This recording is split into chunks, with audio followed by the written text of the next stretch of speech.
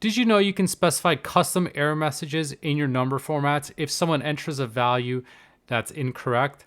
For example, here I've got an employee ID field where I want to make sure that a value is entered, a number is entered, not text.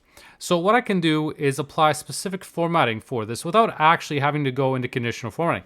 Instead, I'm going to press Control 1 and I'm going to click on the custom option. And here I can specify how my number field should be formatted. So normally this 0 just says that it's going to be a number. If I add a semicolon, I'm going to specify how it should be formatted if it's a negative. Still put a 0. Another semicolon. This is if it's blank. I'm going to still put a 0. Another semicolon. This is now if it's a text value.